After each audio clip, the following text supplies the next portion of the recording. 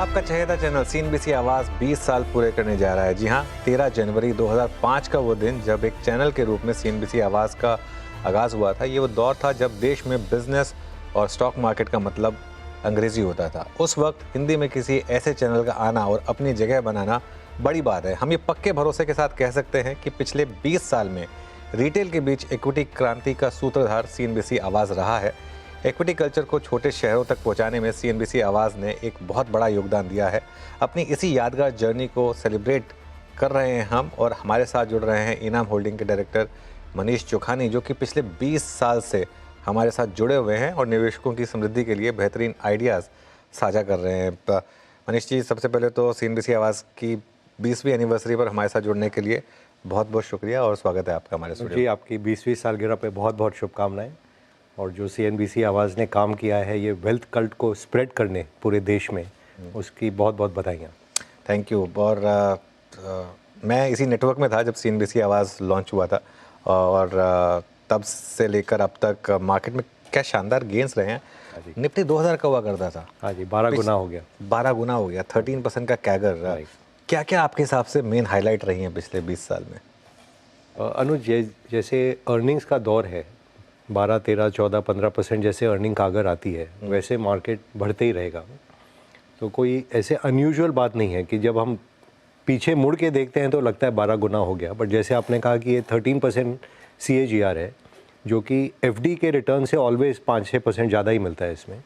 तो ये एक धारणा इतने सालों से हम सबकी कोशिश थी कि लोगों में ये फैले कि एक जवान देश में जवान जो आदमी या औरत है वो थोड़ा रिस्क लेके अपना वेल्थ क्रिएशन कर सकते हैं। और अगर आप में क्षमता है कि आप लॉन्गर ड्यूरेशन के लिए मार्केट में इन्वेस्टेड रहें तो असली धन बिजनेस से बनता है, ना कि आप बैंक में जाके उसको डिपॉजिट में रख दें। तो ये जो शिफ्ट हो रहा है धीरे धीरे और आज आई थिंक करीब 18 करोड़ डीमैट होल्डर्स हो गए हैं इंडिया में। ये इनकरेजमेंट देता है कि ये जो वेल्थ इफेक्ट अपने देश में आ रहा है ये सिलसिला चलते रहेगा। और 20 सालों की यही हिस्ट्री है कि कभी उछाल देखा, कभी गिराव देखा। बट जब आप टाइम पीरियड देखते हैं 5 साल, 10 साल, 20 साल, उसमें देखते हैं कि अल्टीमेटली तो आप कमा के ही निकलते हैं यहाँ से। तो आई थिंक वो सेंट्रल लेसन रहना चाहिए। बिल्कुल। ये वो फेज़ था जिसमें हमने मार्केट में अपर सर्किट भी देखा था 2009 में, और कोविड के टाइम पे लोअर सर्किट भी देखा था। लेकिन अगर लॉन्ग टर्म का चार्ट देखेंगे तो वो सिर्फ एक एज डिस्टेंट छोटा ब्लिप दिखेगा। लेकिन बड़ा सवाल यही है कि फिर वो जो छोटे ब्लिप्स उस समय बड़े लगते हैं, उसमें फिर कैसे मतलब बचा जाए? बट यही मैं कह रहा हूँ कि अगर इसी 2-3 एकदम जो मूल सिद्धांत हैं कि अगर आपकी एसेट एलोकेशन ठीक हो और आप ओवर लेवरेज ना हो, देन आप मार्केट से डर के हट नहीं जाते हैं जब छोटा मोटा क्राइसिस आता है, एंड आप लगे रहते हो। और हर बिजनेस को कमाने में टाइम लगता है। तो ऐसा नहीं कि क्योंकि मैंने आज शेयर ले लिया वो कल से बढ़ जाना चाहिए। जैसे अब का भी जो दौर चल रहा है, मार्केट ने 3-4 साल एकदम तेज़ी देखी है, अब उसको थोड़ा डाइजेशन का पीरियड चाहिए। तो उसमें अगर आप उदास हो जाए कि मार्केट घट रहा है, चल नहीं रहा और मैं निकल जाऊँ, तो जो मार्केट के मैक्सिमम रिटर्न आई थिंक साल के 20 दिन में आते हैं। और वो अगर उस 20 दिन में आप मार्केट में इन्वेस्टेड नहीं हैं तो वो गैप निकल जाता है और आपके हाथ में शेयर निकल जाते हैं फिर। तो ये खाली यही लेसन है कि आप इन्वेस्टेड रहें, अपना एसेट एलोकेशन ठीक रखें, और जो पोर्टफोलियो मिक्स है वो कभी कभी टिल्ट हो जाता है कि एक सेक्टर ओवर डोमिनेट करता है। जैसे IT एक बार बीच में हो गया था, डिफेंस लास्ट ईयर हो गया था, या स्मॉल कैप ज़्यादा हो जाते हैं, लार्ज कैप कम हो जाते हैं। वो खाली बैलेंस बना के बैलेंस वे में आप चलें तो ये 13% जो आपने 20 साल का रिटर्न बताया है, नथिंग अनयूजुअल, ये सिलसिला चलने ही वाला है। उसमें एक और चीज़ जो इंटरेस्टिंग है, जो हम ग्राफिक्स प्ले भी कर रहे हैं, निफ्टी का 13% का कैगर है, मिड कैप का उससे थोड़ा ज़्यादा और स्मॉल कैप का उससे भी ज़्यादा। तो मिड कैप का 15% का कैगर है, स्मॉल कैप का 16% है। अभी कहने को अब देखिए 13% से 1075% हो गया, लेकिन इसमें आप थोड़ा सा और जोड़ दें, एक बार मिड कैप और स्मॉल कैप दिखा दें अगर, तो वो 13% को हल्का सा बढ़ा दें, 15 पे ले आएँ तो वो 10 गुना का 16 गुना हो गया, इधर 11 गुना का। तो एक सवाल जो लाजमी है कि क्या ब्रॉडर मार्केट इसी तरीके से आउट परफॉर्म करती रहेगी जो हमने कई सालों से देखा है? ये हम खुद एनएम ग्रुप भी जो है, we have been creatures of new companies coming to market. जैसे 90s में जब मैं चालू किया तो उस टाइम दौर था इन्फोसिस, मैरिको, ZTV और ये सब नए नए बिजनेसेस आए थे। और जब एक नया बिजनेस चालू होके अल्टीमेटली लार्ज बिजनेस बनता है, उसमें वेल्थ क्रिएशन मैक्सिमम होती है, बट मोर्टेलिटी रेट भी ज़्यादा है। तो आज हमें जो विनर्स हैं उनके नाम याद रहते हैं, जो लोग बीच दौर में दे डोंट मेक इट, उनको हम भूल जाते हैं। तो जो इंडेक्स में रिटर्न दिख रहे हैं, it is a survivorship bias, कि जो आप 3-4 अच्छे शेयर रख लिए, जैसे आईटी में अगर आप देखें तो इन्फोसिस कहीं है एंड 4-5 कंपनियां जो आज साफ है और वो है ही नहीं। तो if you are lucky you are in Infosys, और अगर आप जो fly by night type companies थी जो एकदम साफ हो गई, उनमें रह जाते तो आपको कोई रिटर्न नहीं मिलता। तो जो mid cap definitely should be a part of everyone's portfolio, but in moderation, because एक लेवल आपको थोड़ा सेफ्टी चाहिए लार्ज कैप्स का, एंड देन जो एक्सेस रिटर्न आता है वो mid cap also, if you stay invested during a particular expansionary cycle in the economy. तो ये आई मीन दुनिया का ही दस्तूर है। जैसे इंडिया वर्ल्ड में एक मिड कैप है, अमेरिका लार्ज कैप है, मेगा कैप है लार्ज, तो वो अपना भी जब दौर आ रहा है कि हम बढ़ रहे हैं और ये मिड कैप से लार्ज कैप की तरफ जा रहे हैं, अगले 20 साल में होपफुली हमें देखने मिलेगा कि भारत देश एक लार्ज कैप हो गया दुनिया में। बिल्कुल। मैं तो पढ़ रहा था कि जो ओरिजिनल निफ्टी 50 था उसमें सिर्फ 6 स्टॉक बाकी हैं। ओह, इज दैट राइट? अच्छा, मैंने भी ध्यान नहीं दिया। I think Hindustan Unilever, right, Reliance, और आई थिंक 3-4 और स्टॉक्स होंगे जो ओरिजिनल निफ्टी 50 के हिस्सा थे। और उसके बाद खैर कई स्टॉक्स उसके बाद लिस्ट हुए हैं, जैसे TCS तो काफ़ी बाद में लिस्ट हुआ है, तो उस हिसाब से। राइट। तो मनीष जी, फिर इस समय हम जिस मार्केट में हैं अब इस समय, इस मार्केट में आपको लगता है कि कमाई के मौके हैं, या फिर अभी ये मार्केट, क्योंकि हम इस बार जो गिरे हैं वो एक ख़राब अर्निंग्स के पीछे गिरे हैं, क्या इस समय मार्केट में आपको लगता है कि कुछ समय हमें बिताना पड़ेगा जिसमें हम रिटर्न की एक्सपेक्टेशन ना रखें? सी, हम लोग रिसेंटली एक स्टॉक मार्केट ग्रुप की गैदरिंग हुई थी, उसमें यही एक चर्चा का विषय था। तो ये था कि कभी कभी आपको चाहिए कि एक पीरियड डाइजेशन का भी होना चाहिए, कि आपने बहुत भोजन खाया है तो एक बार थोड़े घंटे निकाल दीजिए कि भोजन पच जाए, ताकि अगला भोजन आप कर पाएँ। आई थिंक ये ऐसा दौर है कि तीनों जो अपने इम्पल्स हैं इकोनॉमी में, कंजम्पशन साइकिल थोड़ा स्लो है बिकॉज ऑफ इन्फ्लेशन हो या इनकम लेवल हो या जॉब्स हो, what ever may be the reason. Export जो क्षेत्र है उसमें भी अनसर्टेनिटी है अब दुनिया में, specially with coming of Trump, और ये चाइना +1 भी कैसे प्ले आउट हो रहा है।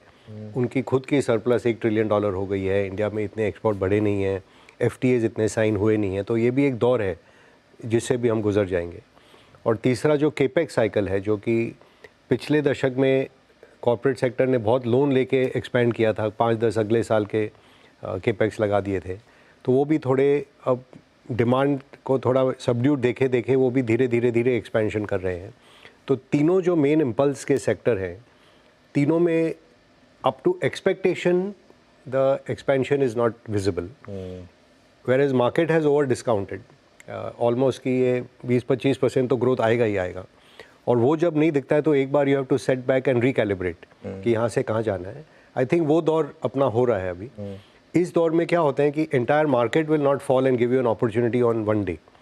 वो जैसे आपने कई शहरों में देखा होगा 25-30% शेयर घट गए हैं, इंडेक्स में आपको बेरली 10% दिखा होगा, बट काफ़ी जो शेयर है वो 25-30% में भी सम ज़्यादा भी घट गए हैं।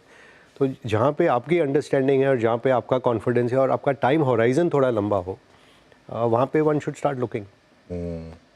वो वैसे गैदरिंग जो है काफ़ी हुज हु की गैदरिंग, वो जयपुर में जो आप लोगों की, राधा कृष्ण जी ने अपने 40 साल पूरे करने के लिए निमिष भाई के साथ बहुत अच्छा गैदरिंग उन्होंने किया था, and all of us were so thankful कि बहुत ही मज़ा आया।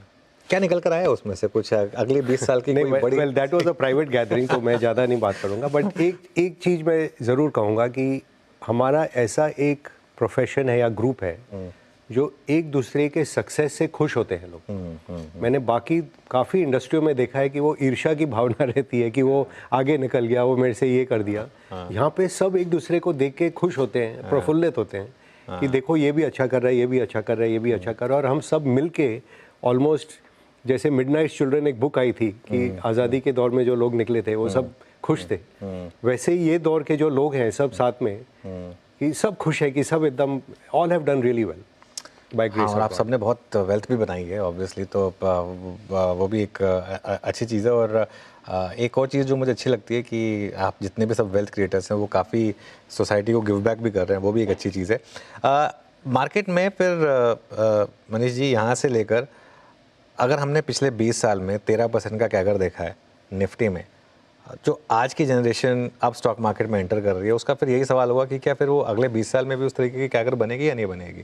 क्योंकि जैसे जैसे आप धीरे धीरे बड़ी मार्केट बनते जाते हैं, वो अपॉर्चुनिटीज शायद थोड़ी कम हो जाती हैं उस हिसाब से। नहीं अनुज, जैसे आपने कहा जो the history never repeats but it rhymes, और जब मैं आया था इस मार्केट में 1990 में, तो उस टाइम जैसे सेंचुरी, मफतलाल, टाटा स्टील, ये सब बड़े शेयर होते थे, और ये चेंज हुआ और बाय 2000 के दशक तक it was Hindustan lever, HDFC, इन्होंने लीडरशिप ले ली थी। And then of course IT sector took leadership. उसके बाद जैसे टेलीकॉम सेक्टर आया, प्राइवेट बैंक्स आए, अब जैसे ये प्लेटफॉर्म कंपनीज आ रहे हैं। तो the pace of change in any capitalist society is towards जो इनोवेशन ज़्यादा करेगा, जो ज़्यादा मेहनत करेगा, क्योंकि market is rewarding rate of change. आप भले ही 1 लाख करोड़ प्रॉफिट कमा लें, बट अगर आपका ग्रोथ रेट 3-4-5% है तो कोई उसको मल्टीपल नहीं मिलेगा। और वही चीज़ आप 1000 करोड़ कमा रहे हैं और आप उसको 40% पे कंपाउंड कर रहे हैं, जैसे कि आज ये डिफरेंस आपको दिखने मिल रहा है in a great company like SBI और HDFC। The absolute profit is $10 billion, और जोमेटो में आज 1000 करोड़ प्रॉफिट है, बट वो लग रहा है कि ये 50-100% कंपाउंड हो सकता है अगले 4-5 सालों के लिए। तो वहाँ एक्साइटमेंट है, यहाँ एक्साइटमेंट कम है। हमारा जो जॉब ये है कि हमें देखना है कि what is in the price and what is not in the price. तो कहीं पे निराशा के भाव मिलते हैं, वहाँ पे गेन मिल सकता है, और कहीं पे एक्सूबरेंस के भाव हैं जो कि आगे जाके डिसअपॉइंटमेंट हो रहा है। जैसे कि I would say by and large अपना मार्केट में यही दौर है कि हम सबकी एक्सपेक्टेशन थी कि 25-30% तो अर्निंग ग्रोथ आ जाएगी आराम से इस एक्सपेंशनरी साइकिल में, और वो स्लो होके ऑलमोस्ट 10-11 पे आ गई है। बिल्कुल। अच्छा मनीष जी, मैं वो लिस्ट देख रहा था, ओरिजिनल जो स्टॉक्स थे सेंसेक्स के 1986 में, Hindustan Unilever, ITC, Larsen and Toubro, Mahindra and Mahindra, Nestle, Reliance और टाटा स्टील। सिर्फ ये स्टॉक्स हैं जो, और एक आध स्टॉक्स हैं जो इस जनरेशन ने सुने भी नहीं होंगे शायद। प्रीमियर ऑटो उसमें से एक स्टॉक है जो हुआ करता था। बॉम्बे डाइंग उस समय निफ्टी में हुआ करता, सेंसेक्स में हुआ करता था। बल्लारपुर उस समय सेंसेक्स में हुआ करता था, जिसका आज कहीं नामो निशान भी नहीं है। इंडियन रेयन, ये जितने भी नाम मैंने गिनाए, आपने सब पीक पे देखे हैं। इनसे क्या गलतियां हुई जो अगले 20 साल में आज की ग्रेट कंपनियों को नहीं करनी है? ये हिस्ट्री का लेसन ये है कि आप समय के साथ नहीं बदलते हो, नई टेक्नोलॉजी अडेप्ट नहीं करते हो, तो आप पिछड़ते जाते हो। और ये अपने देश के साथ भी हुआ था। अगर आपको याद है, जब भारतवर्ष 30% वर्ल्ड GDP का हिस्सा होता था और इंडस्ट्रियल रेवोल्यूशन मिस किया, invention of gun powder miss किया, तो मिलिट्री वे में हारे, और फिर जो काम करते थे आर्टिजन हार गए मशीन के खिलाफ। फिर जब इंडस्ट्रियल एज शिफ्ट हुआ और IT एज आया, तो हम सबके ऑलमोस्ट IT वर्कर्स बन गए। We were not the inventors of the platform, जो कि आज आप देख रहे हैं अमेरिका में या चाइना में, they are controlling the platforms, कि अमेजोन हो या गूगल हो या माइक्रोसॉफ्ट हो। हमारे इन्फोसिस, TCS ने सब ने काम किया इनके लिए, पर वो प्लेटफॉर्म हम नहीं ओन कर पाए। तो अगला जो 20 साल आने वाला है, उसमें मेरी ये धारणा है कि IP, प्रोडक्ट और टेक्नोलॉजी के जो प्रति काम करेंगे, वो कंपनियां आगे बढ़ेंगे। जैसे आज भी छोटे रूप में आप देखिए, आज के रिपोर्ट में आया था कि Tata punch has become the number 1 selling car model in India, overtaking Maruti first time. अब ये बड़ी बात है। हाँ। जैसे Mahindra and Mahindra has launched its own EV। Bharat से एक्सपोर्ट आज होता है, जैसे आपको लगे कि बजाज स्कूटर क्या है या बजाज मोटरसाइकिल क्या है, पर ये एक्सपोर्ट हो रहा है, ये इंडियन प्रोडक्ट है, इंडियन ब्रांड को बाहर कैरी कर रहा है। तो एक एक देश जैसे बढ़ता है दुनिया में, पहले आपने देखा जापानीज़ प्रोडक्ट आए, फिर कोरियन प्रोडक्ट आए, अब चाइनीज़ प्रोडक्ट आए। तो अपना भी ये दौर होगा कि हमें जाके दुनिया के साथ जूझना पड़ेगा और वहाँ पे जाके जीतना पड़ेगा। और वही company ultimately market cap huge creation वहाँ होता है। आज भी जो लार्जेस्ट कंपनीज आप देखें, TCS हो या रिलायंस हो, they are playing against the whole world. तो वैसी कंपनियाँ अब निकलेंगी जो समय के साथ बदलें, टेक्नोलॉजी के अहेड रहें, वही कंपनी आगे जाके भी जीतने वाली है। अच्छा, आपने कोरियन की बात की। बहुत एक मेरे शो पे रमेश दमानी जी आए थे, उन्होंने एक रिस्क बताया था मार्केट के लिए, K-Top। उन्होंने कहा था जो कोरियन कंपनियां आके बड़े बड़े IPO कर रही हैं, और बाई चांस की बात है कि वो Hyundai के IPO के साथ ही करीबन मार्केट ने अगर अभी के लिए टॉप मान ले तो वो हुआ। तो ये इस थ्योरी में दम है क्या वैसे? हर in a rising market rising top rising bottom बनते रहेंगे। तो ये I would consider temporary top, Temporary क्योंकि top, पास्ट में हमने ये कहा था कि जब जापानीज निवेशक कोई मार्केट में आते हैं तो टॉप बनता है। बिल्कुल। तो अगर जब उस टाइम आप Daiichi वगैरह देखते हैं कि आए थे। नमूरा आ गया अंदर मार्केट में, तो मार्केट से निकल जाए तो आप पूरा मिस कर देते। So definitely the demand supply का जो मिसमैच था वो भी कैपिटलिस्ट सोसाइटी में, अगर इतना डिमांड आएगा कि $3 बिलियन मंथली SIP में आ रहे हैं, तो जो इंडस्ट्रियलिस्ट है और जो बिजनेसमैन है वो भी सोचेगा मैं क्यों ना अपना सप्लाई दूं यहाँ पे। तो वो भी मैच हो गया। तो ये डिमांड सप्लाई का जो सिलसिला है ये कैपिटलिस्ट सोसाइटी का हिस्सा है और होना भी चाहिए, और वो पैसे को जो लोग लेके अपने बिजनेस में लगाते हैं उसी से अगला ग्रोथ का इम्पल्स आता है। So I think it's part of the game. And जैसे आपने बहुत सही वे में शुरू किया था कि 20 साल में 13% कंपाउंडिंग माने 12 गुना आपका पैसा हो गया। अगर 13 को आप कम समझ के आप मार्केट से निकल जाओगे तो अगला जो 12 गुना होने वाला है वो आप मिस कर जाओगे। बिल्कुल। पिछले साल 9% ही रहा वैसे तो शायद इस साल या अगले साल कॉम्पनसेट करने का मौका मिले। ये एवरेज आप पॉइंट टू पॉइंट ले रहे हैं। अगर होपफुली जो दिन बहुत निराशा होती है और आप SIP कर रहे हो तो होपफुली आपका एवरेज इससे बेटर ही आता है। और जैसे आपने सही कहा कि अगर पोर्टफोलियो मिक्स में थोड़ा मिड कैप का भी मिक्स हो जाए, मिश्रण हो जाए, और थोड़ा तड़का आपका स्मॉल कैप का भी लग जाए, तो होपफुली और return over time can be higher. Having said that, आज के दिन स्मॉल कैप के मल्टीपल 40% प्रीमियम पे हैं। तो आज वक्त नहीं है कि आप स्मॉल कैप सोच के कि ये पास्ट में हुआ तो आज ही मैं घुस जाऊं। इसमें भी एक निराशा का दौर जब आएगा उस टाइम पे लेने से फ़ायदा रहेगा। एक और मैंने स्टडी की थी कि अगर पिछले 20 साल में अगर आपने डेली SIP की, मंथली SIP की या क्वार्टरली SIP की, तो आपके रिटर्न्स में फ़र्क पड़ा क्या? रत्ती भर भी फ़र्क नहीं पड़ा। क्वार्टरली तक ठीक है, हाँ वो ईयरली पर अगर आ जाएंगे तो फिर वो एंट्री पॉइंट का you may miss the best, लेकिन मंथली या क्वार्टरली तक के SIP अगर आप कर रहे हैं तो कोई दिक्कत नहीं। एक छोटा सा ब्रेक लेंगे, ब्रेक के बाद इस कॉन्वर्सेशन को कंटिन्यू करेंगे।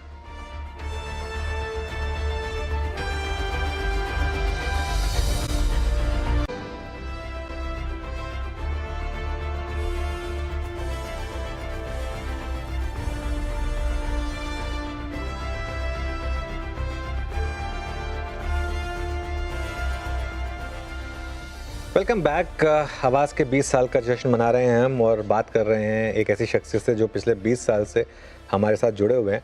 अच्छा मनीष जी, ब्रेक से पहले हम बात कर रहे थे पिछले 20 साल में क्या हुआ, अगले 20 साल में क्या हो सकता है, लेकिन पब्लिक मेमोरी काफ़ी शॉर्ट होती है, तो ज़्यादातर पिछले 1 साल में या 2 साल में क्या हुआ वही लोग याद रखते हैं। 2024 की जो सबसे बड़ी थीम्स थी उनमें से एक थी EMS या PLI थीम। डिक्सन टेक फॉर एग्जांपल एक ऐसा स्टॉक जिसने मैसिव रिटर्न्स दिए। क्या ये थीम, और दूसरी एक और थीम थी और जिससे आप भी सार्वकार रखते हैं, स्टॉक मार्केट से रिलेटेड प्लेज, चाहे एक्सचेंजेस हो या डिपॉजिटरीज, कुछ भी उठा कर देख लीजिए। क्या ये 2 थीम्स 2025 में भी कंटिन्यू करेंगी? क्या कोर पोर्टफोलियो का हिस्सा होना चाहिए इन्हें? सी अनुज, अपना जो मेन काम है as a investor is to take a asymmetrical bet कि you are buying pessimism and selling optimism. Okay, right. अब ये जो क्षेत्र थे जब शुरू हुए तो सब जैसे EMS में सोचते थे क्या 4% 5% मार्जिन का बिजनेस है, कोई भी कर सकता है। उसमें the skill of managing scale and working capital and multiplicity of vendors and client orders was the real skill, and which जैसे डिक्सन ने एकदम ब्रेकआउट करके दिखाया। Kaynes is another example where the working capital is very different from the way Dixon manages it. और सिरमा है जो ज़्यादा industrial के तरफ ध्यान देता है, या एम्बर है जो AC के तरफ ध्यान देता है। बट ये मैंने उस टाइम भी कहा था कि ये this is like a Maruti moment for India, कि जब मारुति इंडिया में आई तो पूरा इकोसिस्टम बिल्ड हुआ और ऑटो बिजनेस इंडिया में ग्रो हुआ, एंड यहाँ से हम एक्सपोर्ट भी करने लगे स्मॉल कार्स। सो ये जो कमिंग ऑफ एप्पल हुआ इंडिया में, कि जैसे कल भी जेक सलिवन ने कहा कि 25% एप्पल का प्रोडक्शन इंडिया में होगा, सैमसंग भी यहाँ आएगा, फॉक्सकॉन भी यहाँ है, तो ये एक इकोसिस्टम बन रहा है। टाटा इलेक्ट्रॉनिक्स की काफ़ी बड़ी कंपनी इसमें खड़ी हो रही है, तो ये एक इकोसिस्टम बन रहा है जिसमें ग्रोथ पोटेंशियल बहुत है। ये लोग आसानी से आई थिंक 30-40% कागर अगले 3-4 सालों में सब बात कर रहे हैं। बट क्वेश्चन इज़, अब आप मल्टीपल दे चुके हो 100 गुना से ज़्यादा, तो अगर आप 40 ग्रो करते हो और 100 के पी हो तो 100 का आपका मल्टीपल घट के समझिए 75 हो जाएगा या 65 हो जाएगा, even if you grow 50%। Still then you grow 1 more year तो आपका 40 हो जाएगा या 45 हो जाएगा। Still you grow then you will, तो एट सम पॉइंट ये पी आके 15-20 पे आके सेटल होने चाहिए, क्योंकि ultimately return of the business is that only. तो अब कितने साल का ग्रोथ आप आगे पे कर रहे हो और आप में पेशेंस है कि मैं इसे देखूँ। Same thing about are capital market, कि आई रिमेंबर जिस साल आई थिंक दिवाली शो में बात की थी हमने कि ये कैपिटल मार्केट थीम है, म्यूचुअल फंड थीम है, एंड सब ये तो सेबी इसको मार रहा है, इनको ज़्यादा के ज़्यादा कानून लग रहे हैं, या ये 10 बेसिस पॉइंट का ब्रोकरेज बिजनेस बच गया है, वेल्थ मैनेजमेंट में जो आरएम है वो सारा प्रॉफिट ले जाते हैं।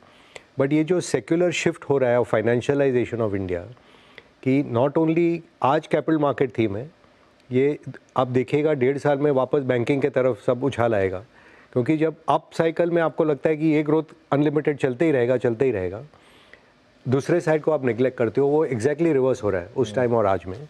तो ये थीम एज अ बिजनेस चलेंगे, बट शेयर के भाव इन मेनी केसेस आर सबने discounting a lot of the future. ये जो आपने बात कही ना मुझे बहुत अच्छी लगी, लेकिन एसिमेट्रिकल जो आपने बात कही इसमें, लेकिन कई बार रिस्क होता है ना, अगर आपने इन्होंने को आज ही बेच दिया फॉर एग्जांपल, कहीं जल्दी तो नहीं बेच दिया, या फिर कुछ कहीं जल्दी खरीद तो नहीं लिया, तो उसकी टाइमिंग कैसे करें फिर? सी उसका कोई जवाब नहीं है। मैं अगेन एग्जांपल देता था कि आई थिंक इन्फोसिस 2000 के साल में या 2001 में जब टॉप बना था, it was almost in dollar terms I am talking now, $45 billion market cap हो गई थी। आज 95 बिलियन है। 24 साल निकल गए। डॉलर टर्म में डबल है। आई मीन इन रूपी terms it's done better, but in dollar terms it कुछ भी नहीं, बिकॉज ऐसा क्लाइमेटिक टॉप बनाया उस टाइम पे कि अगर आप उस यूफोरिया में अगर आप नहीं बेच पाए तो the company did well, no doubt, and company continues to do well, but as a investor it was your job to see what am I paying for. आज जो ये 100-150 के पी मल्टीपल चलते हैं, एटलीस्ट आई फील जैसे not I am in the same league, but जैसे सुनील गावस्कर आते होंगे और ये T20 के स्ट्रोक देखते हैं, ये सूर्य कुमार यादव क्या खेल रहे हैं, who is a great captain today. तो ऐसा मार्केट में कभी कभी हमें भी लगता है कि ये क्या चल रहा है, इतना मोमेंटम में हम लोग जैसे P to growth, P itself is a derivation of return on equity, और उसके ऊपर आप बोलते हो पी टू ग्रोथ मल्टीपल निकाल ले। हम लोग गिनते थे कि 0.5 0.6 तक ले ले तो ठीक है। आज मानते हैं कि इसको 2 टाइम्स ऑफ ग्रोथ पे भी ले लें पी को, तो कोई प्रॉब्लम नहीं है। जैसे मैंने आपको उदाहरण दिया EMS में 40-50% ग्रोथ है और 100 का पी है, तो you are paying a lot today, और ये ऑलमोस्ट नॉन मैथमेटिकल मार्केट हो गया है कि मोमेंटम जब तक है तब तक हम जारी रहेंगे। एंड ये ऑल्सो एग्जैजर्बेट हुआ है 2 चीज़ों से। एक तो the advent of algorithms who take a trend and extend it maximum. बिल्कुल। ETF जो प्राइस एग्नोस्टिक रहते हैं because they have to play along with the indices. And third is retail जो कि प्योर मोमेंटम खेलते हैं। मैंने पास्ट में भी कहा 3 शेयर मैं इंडिया में देखता था, yes bank, idea, Vodafone and Suzlon. Maximum volume यहाँ होते थे, मैक्सिमम। अब किसी को पूछो कि इनमें क्या कमाई है, क्या होने वाला है, किसी को धारणा नहीं, बट थीम अच्छा है। रिन्यूएबल एनर्जी में सुजलॉन है, बैंकिंग में येस बैंक है, टेलीकॉम बहुत अच्छा है, आइडिया, उस पर अनाप शनाप पैसा लग रहा था। इसमें सब में 30% करेक्शन हो गया है। तो बिना जाने कि क्या होता है you can lose money. So it's not only climatic top, sometimes euphoria in a certain share also tells you कि something is missing over here. जितने इंडियंस के पास वोडाफोन आइडिया, उनमें से 25% के पास भी भारतीय नहीं है। ये मतलब एक and exactly, and the absolute money wealth was made in भारतीय। 110-120 बिलियन डॉलर का मार्केट कैप बन गया। बिल्कुल। एंड आज भी अगर जैसे रिलायंस जियो कह रहे हैं कि उनका होपफुली IPO आएगा टेलीकॉम का, और वो भी 120-130 बिलियन से कम में नहीं आएंगे, तो डेफिनेटली भारतीय potentially could lift off even more. Absolutely. चलिए, खैर आपने एक एग्जांपल अच्छा दिया सूर्य कुमार यादव का, शुक्र है कि विराट कोहली का नहीं लिया। नहीं, बट सी जैसे हर ग्रेट प्लेयर के अप डाउन साइकिल होते हैं, स्टॉक्स में भी होते हैं। तो दैट्स ऑल आई से कि if you don't change with the times and you don't stay ahead and keep practising, क्योंकि वो फर्स्ट टाइम जो डेब्यूटेंट बॉलर है वो भी कभी कभी सचिन का विकेट ले लेता था। तो ऐसे कोई सोच ले कि मैं ही सबसे शाना हूँ और मैं ही जानता हूँ, अपना भी विकेट यहाँ गुल हो जाए। तो we have to keep learning. हमारे बिजनेस का मेन सिद्धांत ये है कि we are life long learners, life long student. बिल्कुल। एंड जो कमाई होती है वो बिजनेसमैन के पीछे होती है। तो जैसे कहते हो बुलक कार्ट के नीचे जो कुत्ता घूमता है, हम लोग अपने आप को अगर वो ह्यूमिलिटी से रखें कि उनके छाँव में हम चल रहे हैं एंड वेल्थ क्रिएटर वो हैं, it will be better for all of us. चलिए फिर इसी हम्बल नोट पर इस शो को यहाँ समेटेंगे। मनीष जी बहुत बहुत शुक्रिया आज हमारे साथ जुड़ने के लिए और अच्छा लगा आपसे बात करके। Thank you so much. चलिए आप जुड़े रहिए CNBC आवाज़ के साथ।